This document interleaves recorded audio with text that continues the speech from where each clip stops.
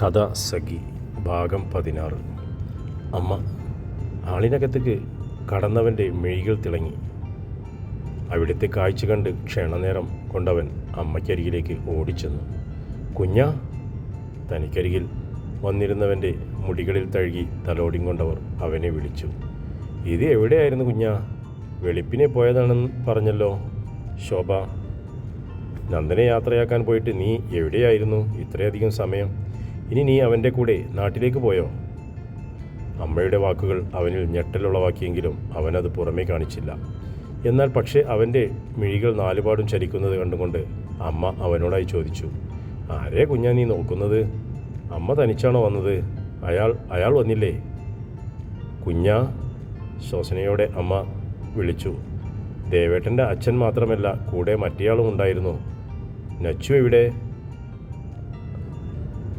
അച്ഛൻ സംസാരത്തിനിടയ്ക്ക് കയറി ആമി പറഞ്ഞു. ആമി, സാമർഥ്യം കൂടുന്നുണ്ട് നിനക്ക്. മിണ്ടാതിരുന്നില്ലെങ്കിൽ നല്ല അടിവാങ്ങും. നീ എൻ്റെ കയ്യിൽ നിന്നും പറഞ്ഞില്ലെന്ന് വേണ്ട. ആമിയുടെ സംസാരം കേട്ട് ശോഭേച്ചി പറഞ്ഞു. കുഞ്ഞ അച്ഛനും അമ്മാവനും ഉണ്ടായിരുന്നു. കുറച്ചു മുന്നേ അവർ തിരിച്ചുപോയത്. നിന്നെ കണ്ടിട്ട് പോകാനിരുന്നതാ.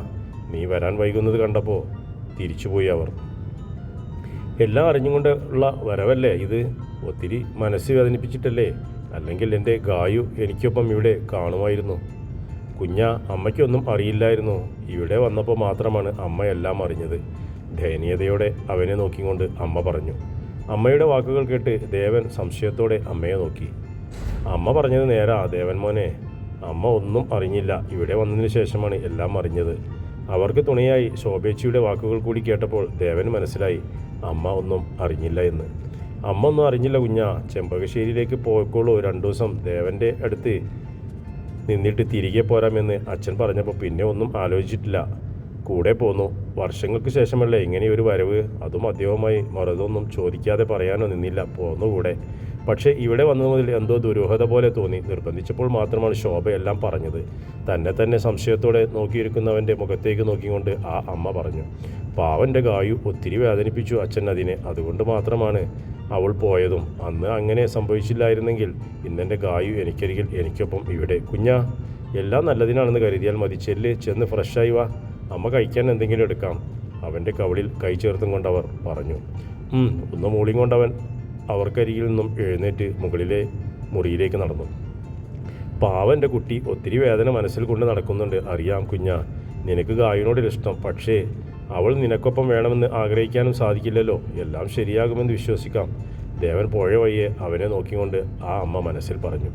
മുറിയിലെത്തിയ ദേവൻ പെട്ടെന്ന് തന്നെ കുളിച്ച് ഫ്രഷായി താഴേക്ക് വന്നു. ദേവൻ വരുമ്പോഴേക്കും അമ്മയും ശോഭേച്ചിയും കൂടി കഴിക്കാനുള്ളത് എല്ലാം മേശമേൽ എടുത്തു വെച്ചിരുന്നു. മേശക്കരികിലെ കസേര വലിച്ച് അതിലിരുന്നപ്പോഴേക്കും അമ്മ അവനായി ഭക്ഷണം വിളമ്പി. നാളുകൾക്ക് ശേഷം അമ്മയുടെ കൈകൊണ്ട് ആഹാരം വിളമ്പി തന്നത് കൊണ്ടാകാം എല്ലാം മറന്നു ദേവൻ ആഹാരം ആസ്വദിച്ച് കഴിച്ചു. മോഹനേട്ടനെ കണ്ടില്ലല്ലോ വന്നിട്ട്. എവിടെ പോയതാ ഈ നേരത്ത്? കഴിക്കുന്നതിനിടയിൽ ദേവൻ ശോഭേച്ചിയോടായി ചോദിച്ചു. ആരെയോ കാണാനുണ്ടെന്ന് പറഞ്ഞു. കവല വരെ പോയതാ. അവിടെ സംസാരിച്ചിരിക്കുന്നുണ്ടാവും. അതാകും വൈകുന്നത്. അമ്മ കഴിച്ചോ? തനിക്കരികിലിരിക്കുന്ന അമ്മയെ നോക്കിക്കൊണ്ട് ദേവൻ ചോദിച്ചു. ഇല്ല, മോഹനേട്ടൻ വന്നിട്ട് ഞാനും ശോഭയും കൂടി ഒരുമിച്ചിരുന്ന് കഴിച്ചോളാം. ആമി എന്തിയേ?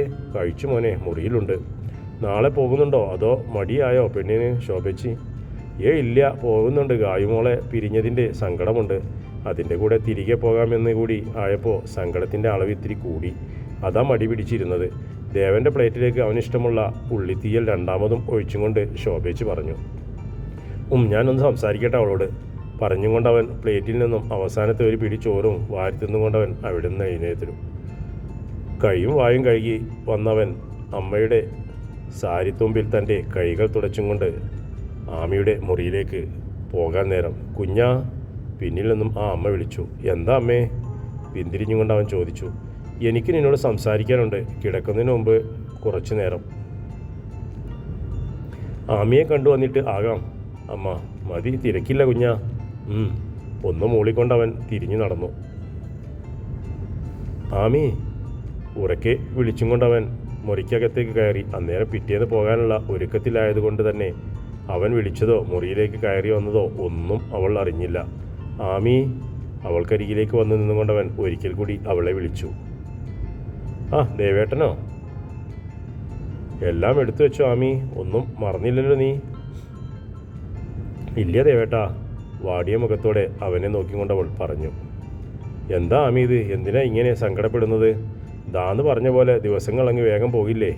അപ്പോഴേക്കും അടുത്ത വെക്കേഷൻ വരും. അപ്പോൾ ഇങ്ങോട്ട് തന്നെയല്ലേ നീ വരുന്നത്? നിക്ക് സങ്കടമൊന്നുമില്ല, ദേവേട്ടന് വെറുതെ തോന്നുന്നതാ. എന്നിട്ടാണോ ഈ മുഖം ഇങ്ങനെ വാടിയിരിക്കുന്നത്? കളിയോടെ അവൻ ചോദിച്ചു. അത് പിന്നെ ദേവേട്ടന് വെറുതെ തോന്നുന്നതാ ആമി. ഇപ്പോൾ പഠിക്കേണ്ട സമയമാണ്. മറ്റൊന്നിനെക്കുറിച്ചും ചിന്തിക്കേണ്ട സമയം ആകുമ്പോൾ എല്ലാം നടക്കും. അതിനല്ലേ ഈ ദേവേട്ടൻ അടക്കം എല്ലാവരും ഇവിടെയുള്ളത്. ദേവേട്ടൻ്റെ ആമിമോൾ ഇപ്പോൾ നന്നായി പഠിച്ചു പാസ്സായി നല്ലൊരു ജോലിയൊക്കെ വാങ്ങാൻ നോക്കൂട്ടോ. ഇപ്പോൾ ആ കുഞ്ഞിത്തലയിൽ വേണ്ടാത്ത ചിന്തകളും വിചാരങ്ങളും ഒന്നും വേണ്ടാട്ടോ. പറഞ്ഞുകൊണ്ടവൻ അവളെ തനിക്കരികിലേക്ക് ചേർത്ത് നിർത്തി. ആമിക്ക് നന്ദനോടുള്ള ഇഷ്ടം, അവനെ കാണുമ്പോൾ ആ കണ്ണുകളിലുണ്ടാകും തിളക്കം, സദാസമയം അവനോട് വായ്ക്കടിക്കുന്നത്, അവനെ കാണാതായാൽ തിരക്കുന്നതും എല്ലാം അവൾക്ക് അവനോടുള്ള ഇഷ്ടത്തിൻ്റെ പൊരുൾ ആണെന്ന് ദേവന് അത് മനസ്സിലായി. പക്ഷേ അവൻ ഒന്നും അറിയാത്ത പോലെ നടക്കുകയാണ് നന്ദൻ. അവൻ്റെ ഭാഗത്തു നിന്നും അങ്ങനെ ഒരു നീക്കം ഇല്ല. ആമിയുടെ മനസ്സാണ് അവനിലേക്ക് ചായുന്നത്. നന്ദന് പക്ഷേ അങ്ങനെ ഒരു ഇഷ്ടം അവളോട് ഉണ്ടോ ഇല്ലയോ എന്നറിയാത്തത് കാരണം ദേവനും ഒന്നും ചെയ്യാൻ സാധിക്കില്ലായിരുന്നു. അതാണിപ്പോൾ അവൾക്ക് ആശ്വാസമായി. അവൾക്ക് മനസ്സിലാകാത്ത വിധം കാര്യങ്ങളെല്ലാം പറഞ്ഞതും ദേവൻ്റെ മനസ്സ് മന്ത്രിച്ചു. ദേവേട്ടാ, ഞാൻ വിളിച്ചുകൊണ്ടവൾ അവൻ്റെ മാറിലേക്ക് ചാഞ്ഞു. നിന്റെ ദേവേട്ടൻ പറഞ്ഞതുപോലെ എല്ലാം നടക്കും. ഒരു സങ്കടവും വേണ്ടട്ടോ. മിടുക്കി കുട്ടിയായി നാളെ രാവിലെ പോകാൻ റെഡിയായി നിന്നോ. ദേവേട്ടൻ മോളെ കൊണ്ടാക്കി തരാം. മാറിലേക്ക് ചാഞ്ഞു കിടക്കുന്നവളെ ഒരു കൈയാൽ ചേർത്ത് പിടിച്ച് ആശ്വസിപ്പിച്ചുകൊണ്ടവൾ പറഞ്ഞു. അതൊന്നും വേണ്ട ദേവേട്ടാ, അതൊരു ബുദ്ധിമുട്ടാകും ദേവേട്ടന്. അവൻ്റെ മാറിൽ നിന്നും തല ഉയർത്തി അവനെ നോക്കിക്കൊണ്ടവൾ പറഞ്ഞു. എൻ്റെ ബുദ്ധിമുട്ടൊന്നും നീ അറിയണ്ട. തൽക്കാലം ഞാൻ പറയുന്നത് അനുസരിച്ചാൽ മതി എൻ്റെ ആമിക്കുട്ടി. എന്നാൽ പിന്നെ അങ്ങനെ ആകട്ടെ. പുഞ്ചിരിയോടെ അവനിൽ നിന്നും അകന്നു മാറിക്കൊണ്ടവൾ പറഞ്ഞു. എന്നാൽ പിന്നെ ഇനിയെന്താ ബാക്കിയുള്ളത്? എന്തെന്ന് വെച്ചാൽ എല്ലാം എടുത്തു വെച്ച് വേഗം കിടന്നുറങ്ങാൻ നോക്കിക്കോ. നാളെ രാവിലെ നേരത്തെ എണീക്കേണ്ടതല്ലേ? ശരി ദേവേട്ടാ, പറഞ്ഞുകൊണ്ടവൾ ബാക്കിയുള്ള ബുക്സും മറ്റ് സാധനങ്ങളും എല്ലാം ബാഗിലേക്ക് എടുത്തു വയ്ക്കാൻ തുടങ്ങിയതും ദേവൻ മുറിവിട്ട് പുറത്തേക്ക് നടന്നു. കുഞ്ഞാ, നീ ഒന്നും പറഞ്ഞില്ല. തെളിനിലാവിലേക്ക് നോക്കി മിഴികൾ നട്ടിരിക്കുന്നവൻ്റെ അരികിലായി ഇരുന്നും കൊണ്ട് അമ്മ ചോദിച്ചു. എന്താ ഇപ്പോൾ ഇങ്ങനെ? അച്ഛൻ്റെയോ അതോ അമ്മാവൻ്റെയോ ഈ ആലോചന? നച്ചുവിനൊരു വിവാഹകാര്യവുമായി അമ്മാവൻ വന്നതും അന്നേരം അച്ഛനും അമ്മാവനും തമ്മിൽ പറഞ്ഞ കാര്യങ്ങളും എല്ലാം ദേവനോട് വിശദമായി പറയുകയായിരുന്നു അമ്മ. അത് ചോദിക്കാനുണ്ടോ? അമ്മാവൻ്റെ തന്നെ, അല്ലാതെ ആരുടെയാ? പിന്നെ അച്ഛനും കൂടെ ഉണ്ടല്ലോ. പിന്നെ ഇതിൻ്റെ അവസാന തീരുമാനം അത് നീ ആണ് എടുക്കേണ്ടത് ദേവ. നിൻ്റെ നാവിൻ തുമ്പിൽ നിന്നും എനിക്ക് കേൾക്കണം. ഒരിക്കൽ പോലും നിനക്ക് അവളുടെ ഒരിത്തിരി ഇഷ്ടം പോലും തോന്നിയിട്ടില്ലേ കുഞ്ഞാ? പാവം അല്ലടാ, അവൾ ഇത്തിരി കുറുമ്പുണ്ടെന്നല്ലേ ഉള്ളൂ. ഇത്തിരിയോ? ആ 5 അടി 5 ഇഞ്ച് ശരീരത്തിൽ നിറയെ കുറുമ്പും കുശുമ്പും മാത്രമേ ഉള്ളൂ എൻ്റെ അമ്മേ. പിന്നെ കുറേ വട്ടും. പറഞ്ഞുകൊണ്ടവൻ അമ്മയുടെ മടിയിലേക്ക് കിടന്നു. അപ്പോൾ എൻ്റെ മോനും അറിയാം അവളുടെ കുറുമ്പും കുശുമ്പുല്ലേ. എന്നിട്ടാണ് നീ അതിനെ ഇങ്ങനെ വട്ടാക്കുന്നത്. ഇനി നിനക്ക് എന്ത് തോന്നിയാലും വേണ്ടില്ല, എൻ്റെ മരുമോളായി നെച്ചു മതി. ഞാൻ അത് തീരുമാനിച്ചു കഴിഞ്ഞു. ആരെന്ത് പറഞ്ഞാലും എൻ്റെ ഈ വാക്കിന് മാറ്റമില്ല. അങ്ങനെ എടുത്തു ചാടി തീരുമാനം പറയണോ? ഒന്നുകൂടി ആലോചിച്ചിട്ട് പോരെ അമ്മേ. ദി ഗ്രേറ്റ് പ്രതാപവർമ്മയുടെ ഭാര്യയാണ്, മറക്കണ്ട. കളിയാലെ മടിയിൽ കിടന്നവൻ ഒളിക്കണ്ണിട്ടു അമ്മയെ നോക്കിക്കൊണ്ട് ചോദിച്ചു. കുഞ്ഞാ, ഗായ്മോളുടെ പേര് പറഞ്ഞ് നെച്ചുവിൻ്റെ ജീവിതം കളയരുത്. അത്രയും ഇപ്പോൾ അമ്മയ്ക്ക് പറയാനാകൂ. ഇനി അവസാന തീരുമാനം നിൻ്റെയാണ്. നീ എന്ത് തീരുമാനിക്കുന്നോ അതുപോലെ കാര്യങ്ങൾ നടക്കൂ. എന്തിനും ഈ അമ്മ കൂടെ കാണും കുഞ്ഞാ. നച്ചു പെണ്ണേ, നീ എൻ്റെ ജീവിതമാണ്. അതുപോലെ ഗായവും. നിങ്ങൾ രണ്ടുപേരും എൻ്റെ ഇടവും വലവും വേണം. ഒരാൾ ജീവിതമാകുമ്പോൾ മറ്റൊരാൾ എന്നും കൂടെ കാണും, ഒരിക്കലും പിരിയാതെ. സഖിയായി അമ്മയുടെ മടിയിൽ കിടന്നും കൊണ്ടവൻ മനസ്സിൽ പറഞ്ഞു. ദിവസങ്ങൾ ഓരോന്നായി കഴിഞ്ഞു പോയിക്കൊണ്ടിരുന്നു. ആമി തിരികെ ഹോസ്റ്റലിലേക്ക് പോയി. ആമി പോയതിൽ പിന്നെ ചെമ്പകശ്ശേരി വീട് ഉറങ്ങിയതുപോലെയായി. എന്നാൽ അമ്മയുടെ കൂടെ ഉള്ളത് കൊണ്ട് ദേവന് ഒരു ആശ്വാസവുമായി. നന്ദൻ പതിവായി വിളിക്കും. നാട്ടിലെ സ്കൂളിൽ നിന്നും ട്രാൻസ്ഫറിന് അപേക്ഷ നൽകിയത് ഏതാണ്ട് ശരിയായ മട്ടിൽ എത്തി നിൽക്കുന്നതുകൊണ്ട് നന്ദനിപ്പോൾ ലീവ് കുറവാണ്. അതുകൊണ്ട് ചെമ്പകശ്ശേരിയിലൊക്കെ വരവും കുറഞ്ഞു. എന്നാൽ പതിവായുള്ള വിളിയും വിശേഷങ്ങളും തിരക്കലിനും ഒന്നും കുറവില്ല. 2-3 ദിവസം കഴിഞ്ഞ് തിരികെ വീട്ടിലേക്ക് പോകുന്ന അമ്മയെ ഓരോന്ന് പറഞ്ഞ് പിടിച്ചു നിർത്തിയിരിക്കുകയാണ് ദേവൻ. വേറെയൊന്നും കൊണ്ടല്ല, 2 ദിവസം കഴിഞ്ഞുള്ള അവധിക്ക് നന്ദൻ വരാമെന്ന് പറഞ്ഞിട്ടുണ്ട്.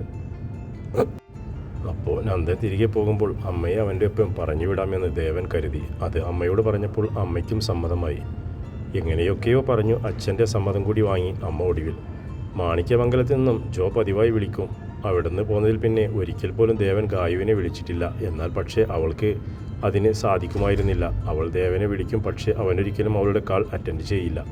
ഒരുതരം വാശിയായിരുന്നു ദേവന്. ഗായു പോയിട്ട് ഇത്രയും നാളുമായിട്ടും ആ വാശിക്ക് ഒരു കുറവും സംഭവിച്ചിട്ടില്ല. ജോവൈ അവളുടെ വിശേഷങ്ങൾ അവൻ അറിയുന്നുണ്ടായിരിക്കുമെങ്കിലും ഒരിക്കൽ പോലും അവൻ അവളുടെ വിശേഷങ്ങൾ ചോദിക്കാൻ തുനിഞ്ഞില്ല. നന്ദനും ഇടയ്ക്കിടെ അവളെ വിളിച്ച് വിശേഷങ്ങൾ തിരക്കും. അതുപോലെ ജോയെയും വിളിക്കും. ദേവനെയും നന്ദനെയും മാറി മാറി വിളിക്കുമെങ്കിലും ഒരിക്കൽ പോലും ജോ ഉണ്ണിയുടെ കാര്യമോ അവന് ഗായുമായുള്ള സമീപനമോ ഒന്നും സംസാരിക്കാറില്ല. അത് മറ്റൊന്നും കൊണ്ടല്ല, ഗായുവിൻ്റെ ഭീഷണി മുന്നിൽ അവൻ ഒന്നും പറയാത്തതാണ്. ഗായുവിനിപ്പോൾ ഉണ്ണിയോട് പണ്ടത്തെ പോലെ ദേഷ്യമൊന്നുമില്ല. എന്നാലും ഒരു അകൽച്ചയുണ്ട്.